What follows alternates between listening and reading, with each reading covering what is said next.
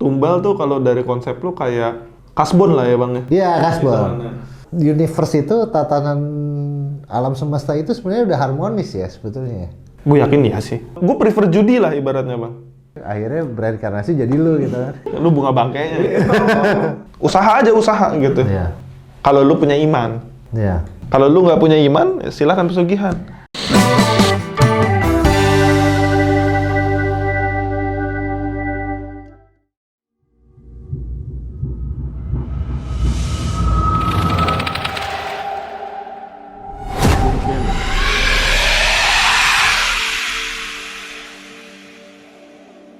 Oke, kembali lagi di The Bricks Dark Edition. Minggu lalu kita konten The Bricks Dark-nya kurang dark ya, itu lebih kepada Dark X ya.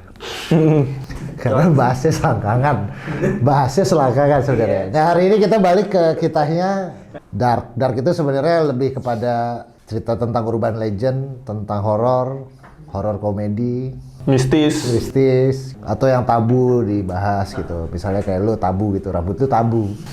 Lihat lah. Buat orang berambut kayak gini tuh tabu. Ya, ini kayak Julius tuh, kayak Julius juga deh. Boleh nggak? Nggak bisa. Enggak, lo kayak om-om soalnya nggak cocok gitu loh. Gadun kok miskin.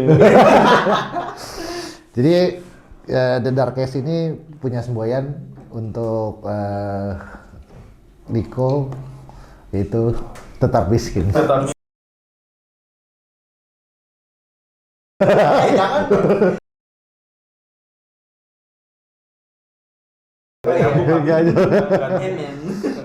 Jadi apa nih urban legend yang memang lo mau bahas hari ini?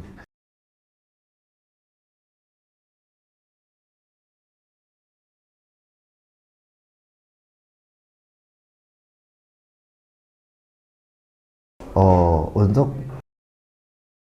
Oke. Dia punya klinik dokter mata atau gimana? Anaknya kanker mata. Aku takut ya. ya lu ceritain coba gimana Iya. gimana itu beritanya itu seperti apa intinya. Intinya apa namanya, karena kepercayaan orang tuanya yang bukan percaya kepada yang di atas. Jadi dia penyembah setan. Ya mungkin bisa dikatakan gitu, jadi dia memiliki kepercayaan kalau misalnya dengan mencungkil mata anaknya itu bisa mendatangkan, paham lah, pengorbanan, pasti akan mendatangkan sebuah. Tujuannya tuh bola matanya diapain gitu habis dicongkel?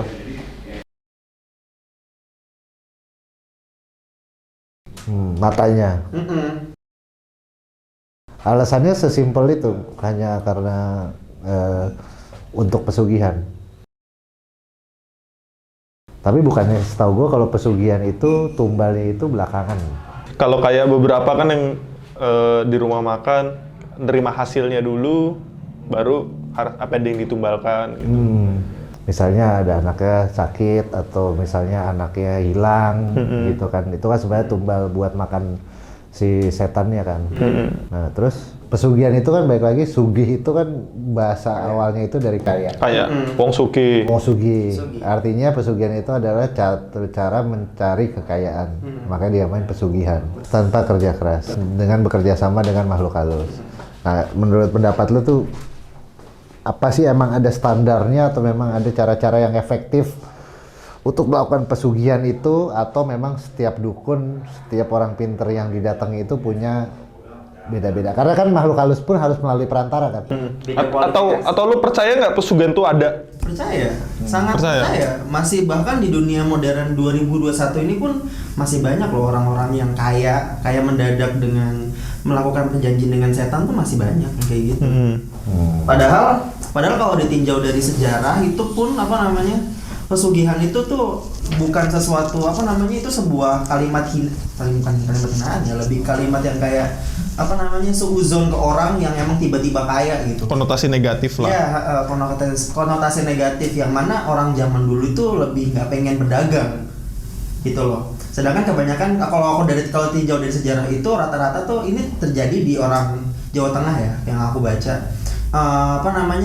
Anggapan pesugihan itu terjadi karena pada saat itu, pada masanya orang-orang tuh lebih memilih, katakanlah kalau untuk di keluarga tuh yang paling bagus tuh pekerjaannya menjadi priai gitu loh. Nah, sedangkan berdagang itu kayak bukan sesuatu yang apa banget sih lo berdagang gitu loh. Nah, Hina lah ya. iya hina. Nah, si orang-orang yang dikatakan hina ini, yang katakanlah orang cilik atau orang kecil ini, mereka melakukan berdagang. Sampai akhirnya mereka besar dan tiba-tiba kaya. Terjadilah anggapan di obrolan para pria ini kalau, wah mereka ini kayak pesugihan deh. Kayaknya mereka bersekutu dengan tuyul, genderuwo, atau semacamnya. Awalnya dari fitnah itu. Yes, itu pertamanya dari fitnah. Jadi sampai sekarang kayaknya fitnah itu berkembang menjadi yang kayak daripada menjadi fitnah, mending beneran bersekutu dengan setan. Jadi kaya deh gitu. Padahal di Islam nganjurin berniaga ya bang. Berniaga betul. Kalau di beberapa agama memang satu-satunya cara untuk mencari rezeki itu adalah dengan bekerja sebetulnya. Betul. Tapi gue tadi balik lagi. Memang pesugihan itu akhirnya semacam suuzon atau tuduhan orang. Kan sempat ada di Depok atau di Bekasi kan ada Babi ngepet. Iya, babi ngepet. Iya, Dia fitnah dituduh. sih Fitnah, jatuhnya fitnah. Tapi gue lebih tertarik dengan gimana bahwa pesugihan itu sebetulnya merusak tatanan alam semesta. Kenapa gue bilang? Oke. Gue percaya bahwa setiap kejadian, setiap peristiwa itu saling sangkut atau saling terkait dengan peristiwa-peristiwa lainnya. Ya. Seperti misalnya, contoh adalah bahwa kalau misalnya tiba-tiba lo udah nikah, terus kemudian lo terjadi tabrakan, terus kemudian lo meninggal. Istri lo kemudian menikah dengan orang lain. Kejadian itu tidak akan terjadi sebelum ada terjadian tabrakan.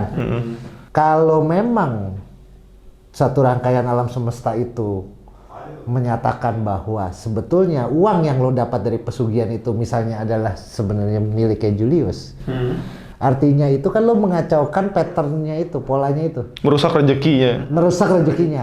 That's why kenapa itu harus dengan kejadian itu harus terjadi adanya satu tumbal atau harus dibutuhkannya tumbal karena kejadian alam semesta itu rusak.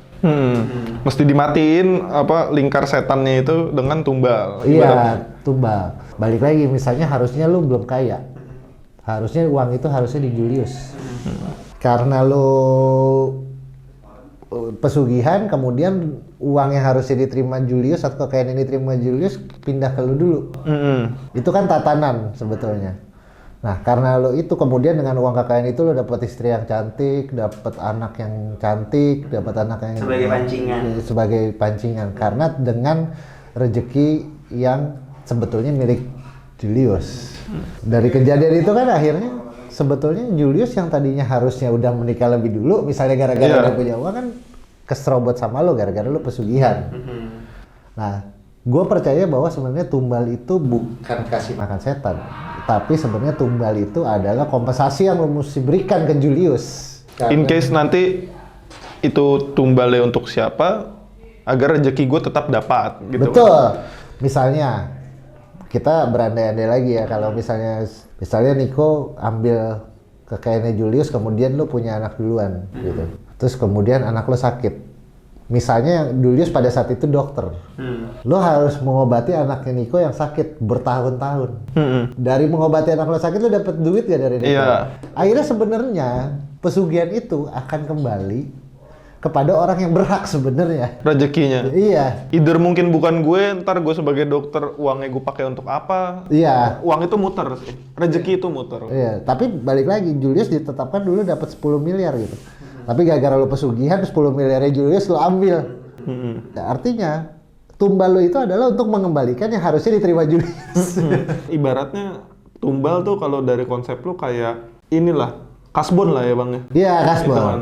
Daripada gue nunggu gaji, mending gue kasbon dulu. Iya. Tapi pun ada harus tetap gue kepotong juga gaji gue. Iya, kepotong gaji.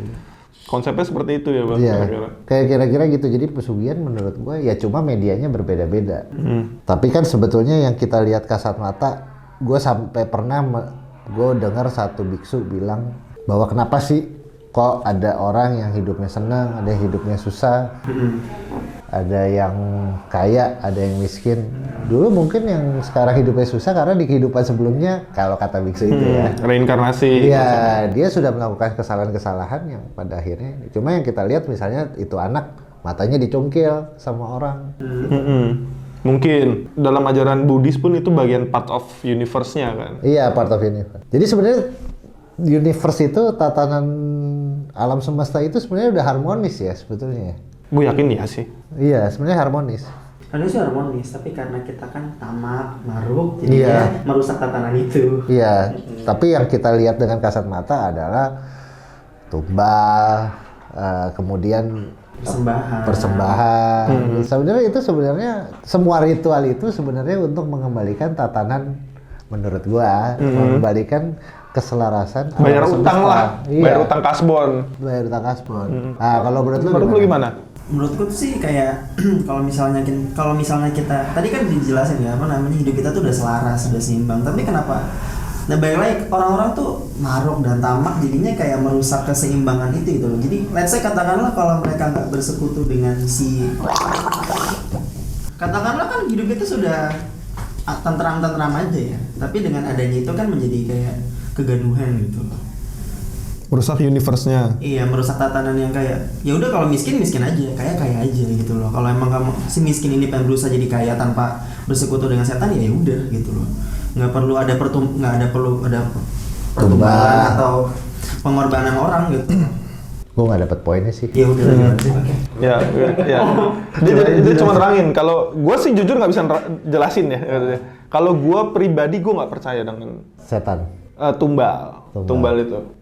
Karena kurang lebih gue setuju dengan pendapat lu, Bang. Soalnya intinya itu kalau lu pesugihan pun itu, konsep pesugihan itu kan harus ada ya retribusinya kita bayar. Iya. Terus what's the point gitu loh sebenarnya. Jadi menurut gua it doesn't work. Iya betul, lo hanya kesenangan semata.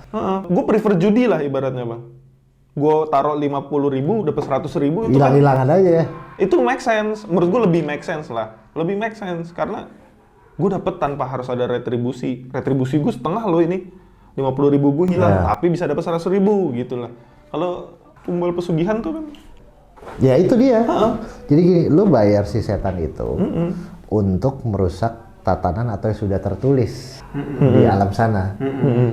Ya balik lagi, setan itu kan sebetulnya dia itu diciptakan itu untuk mengganggu atau membisiki orang dalam bentuk hawa nafsu. Lo mau main cewek, lo mau kaya, lo merebut gila uang, itu kan sebenarnya bisikan setan. Nah, pada saat si orang itu sudah terkena bisikannya, artinya dia akan deal with the devil kan. Sebenarnya udah di situ udah deal with the devil. Nah, sekarang devilnya itu kerjanya gimana? Worksnya gimana? Worksnya itu adalah merusak yang sudah tercatat. Seharusnya. Iya, jadi gini, lo mau gua rusak nggak tatanan yang sudah tertulis sehingga sesuai dengan mau lo? Beda kalau misalnya kayak konsep agama, lo minta sama Tuhan. Betul. Dipercaya bahwa memang Tuhan itu yang sudah menuliskan garis itu. Yang ada dibilang garis tangan. Karena akan diberikan di waktu yang tepat. Iya, ada diberikan garis tangan yang sudah tertulis di alam sana. Nah, karena lo mau cepet, ibaratnya lo masuk lo bikin KTP. Kalau lo mau ikutin jalur biasa dan lain-lain atau bikin SIM, lo mesti nyetir, bisa nyetir dan lain-lain. Dan mungkin gagal. Tapi kan untuk merusak itu, untuk lo supaya dapet tanpa lo harus tes dan lain, lo swap.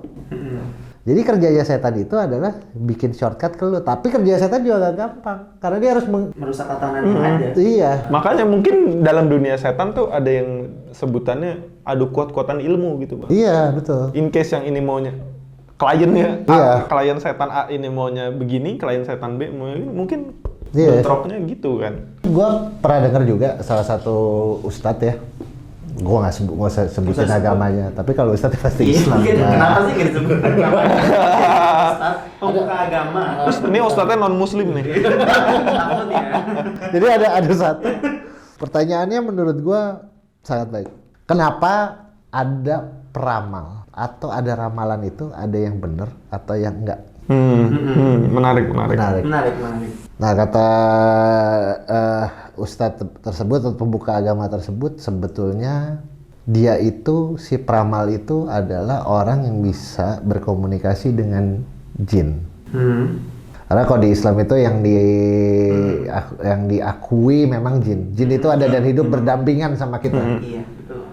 Makanya kenapa ada beberapa agama, bukan Islam aja, Islam, Katolik dan lain-lain cukup mistis. Ya. Karena pada dasarnya agama itu mengajarkan bahwa makhluk halus itu ada dan mereka berdampingan sama kita. Iya, hidup bersama. Iya, tertulis di kitab. Iya, di kitab itu. Jadi kata dia bahwa kenapa ada ramalan benar atau enggak? Karena si jin itu ngintip arsip. Jadi di sana itu udah terarsip dengan baik. Kalau di Islam namanya lau mahfuz. Jadi itu udah ada pohonnya. Bahkan sebelum Julius keluar, ibu lo namain Julius atau bapak lo namain Julius, Itu udah ada. nama lo Julius. Sampai akhir hayat gue lah ya. Iya, pokoknya udah satu paket, udah satu arsip lah. Nah, peramal yang jago itu adalah jin yang bisa berkomunikasi atau bisa deal sama jin, yang bisa melihat arsip itu kayak Mission Impossible lah. Oh, kalau nggak kenal orang arsip, dia mindik-mindik. Iya. Kalau ramalan-ramalan bohong dia itu cuma ngintip, makanya nggak pernah 100% ramalan itu. Bener. Percaya? Soalnya ada film Oija 2. Iya. Itu Oija 2 itu ada seorang fortune teller. Dia tadinya cuma nipu tadinya, sampai akhirnya anaknya tuh kerasukan sesuatu. Si anak ini bisa meramal, dan ternyata kemampuan meramalnya dia itu karena dirasukin si jin ini. Ya kayak future sight lah. Gitu. Ya, tapi balik lagi, kalau gue tetap beranggapan bahwa sebetulnya semua gaib, semua itu dan lain-lain itu kita sebetulnya lebih kepada memberikan, ngupahin si makhluk halus itu. Upah Retribusi untuk mengacaukan arsip tadi sebetulnya. Kalau gue sih kembali beranggapan, apapun itu kalau lu deal with the devil, it doesn't effective pokoknya. Balik ke nol lagi. Back to square one. Karena pun mau entah masa depan, entah lu mengubah future lu, sekarang yang harus dijalanin tetap gitu. Apapun itu. Kayak halnya kalau kita ngomong, taruhlah kita semua percaya pesugihan. Kalau kita pengen mengubah dengan pesugihan, yang lu harus lakukan adalah detik ini, saat ini. Entah kerjanya, entah lu harus bayar retribusinya. Iya. Tetap yang sekarang tetap penting untuk mengubah masa depan lu. Lu bisa kaya segala macam bla bla bla bla. Dengan pesugihan, kalau lu tidak bayar retribusinya pun lu kena sial. Iya. Jadi ngapain lu ngorbanin anak lu untuk kekayaan yang sebenarnya itu untuk membayar retribusinya. Dan itu cuma sementara. Tapi kan emang orang-orang kita kan lebih seneng jalan instan ya daripada kayak semua juga pengen instan ya. ya. Semuanya pengen instan, jadi kayak ya bersekutu dengan jin kayak dengan kualifikasi kayak nyobain orang yang katakanlah kita nggak kenal, ya udah gitu. Mungkin pikirannya kayak gitu sampai akhirnya mungkin mereka di titik yang kayak udah nggak bisa numbalin siapa-siapa lagi, akhirnya tertumbalah keluarga mereka dan terakhir menumbalkan diri sendiri. Iya, sampai akhirnya itu yang dimakan. Jadi lo akhirnya pada dengan keadaan kayak gini udah tahu pesugihan ternyata memang kayak kalau kata Julius tadi memang pada akhirnya back to square one lagi. Lo nggak dapat apa-apa, lo tetap pada semboyan lo kan? Tetap miskin. Jangan dong, aku yang mau ngubah nasib. Ya, nah, ini maksud gue dari poin dia bilang ingin mengubah nasib kan, konsep pesugihan pun ingin merubah nasib. Gue sih percayanya gini, ini kalau dari poin gue, kalau iman lu cukup kuat atau lu punya Tuhan, lu yakin Tuhan akan menolong, Tuhan akan mengubah nasib lu. Lu harusnya tahu lu butuh pesugihan atau enggak sebenarnya. Lu nggak perlu lah pesugihan intinya. Iya. Usaha gitu. Iya. Kalau lu punya iman. Iya. Kalau lu nggak punya iman, ya silakan pesugihan.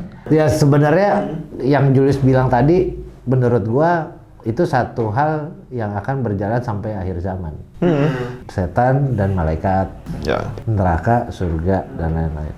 Cuma memang untuk mendefinisikan neraka dan surga itu kan sebetulnya bisa dijewantahkan atau dianalogikan dengan satu definisi atau bahasa yang lebih sederhana sebetulnya. Kasarnya kalau lo brengsek, lu Nyemplung ke bunuh neraka. diri atau lu pesugihan dan lain-lain itu kan lu setan. Lu Mudahnya, maksudnya lu memilih setan. Oh iya. Lu memilih setan, di saat lu memilih setan konsekuensinya lu tumbal, lu celaka dan lain-lain. Itu udah masuk definisi neraka sebenarnya. Yang kayak Dante Alighieri bilang, Inferno. Ya. Iya kan? Inferno itu kan ada tamak, ada las, ada beberapa sampai 9 tingkat kan.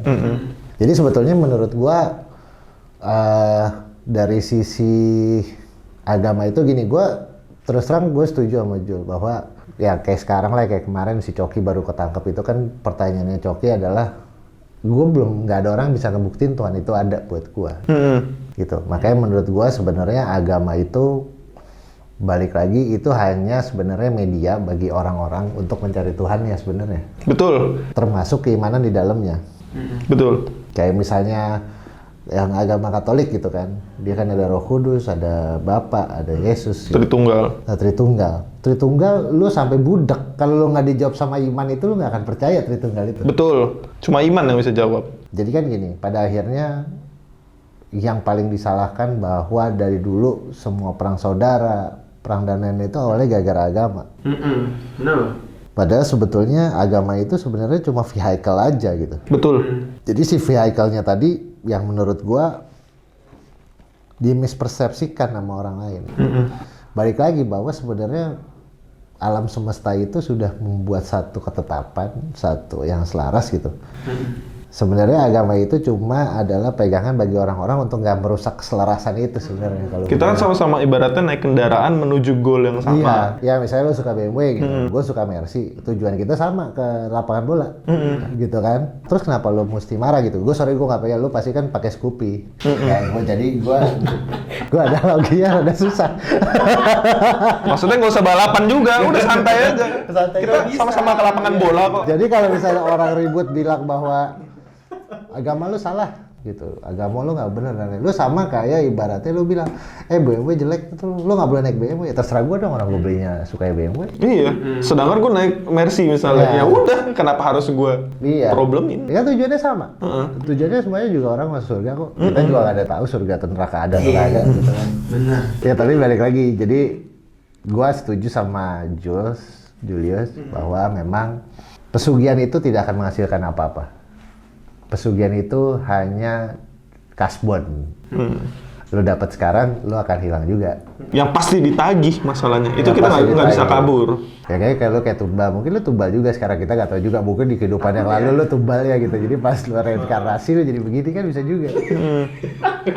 Siapa tahu di hidup lu sebelumnya, lu Firaun. Iya, lo Firaun. Atau lo dulu itu sebenarnya Jenderal Raffles kan lo nggak tahu. Iya. Ya. Terus jadinya lo Thomas Stamford Raffles. di kehidupan yang lalu gitu. Terus gara-gara dia ini akhirnya bereinkarnasi jadi lo gitu kan. Lu bunga bangkainya. Gak tau, gue merasa lama-lama membicarakan agama itu akhirnya jadi bikin Perpecahan.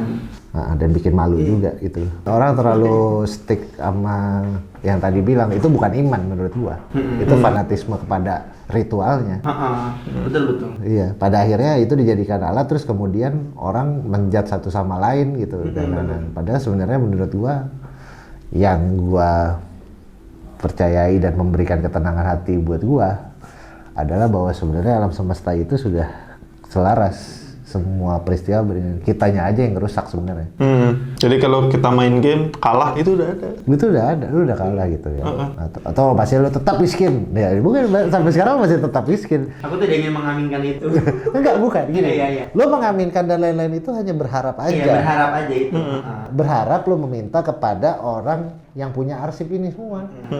In case siapa tahu lu ntar semudah itu kan Tuhan membalikan nasib lu. Ya, misalnya kasarnya di ruangan arsip itu tiba-tiba diambil file lo, ganti seret, nih gua kayak nih karena gue lihat nih kayaknya dia kerja keras nih gitu kan, jadi lonte misalnya apa, terus udahlah kita kasih duit gitu misalnya. Ya, jual ginjal. Jadi yang namanya doa itu sebenarnya ritual untuk memohon bahwa arsip itu sesuai dengan keinginan lo. Tapi bisa jadi boleh jadi yang lo doakan itu sebenarnya udah tertulis. Cuma belum waktunya. Belum waktunya, makanya jangan buru-buru dengan pesugihan itu. Jadi gitu ya, jadi kita gak usah simpulin, tapi intinya percuma kalau pesugihan pilihan lo. Iya, betul. Tapi Pilihan orang. menurut kita untuk gua tetap usaha kerja, karena menurut gue yakin kalau gua kerja itu nanti arsip di sana tulisannya akan merubah nasib gua dan lo tetap miskin. Oke, bye.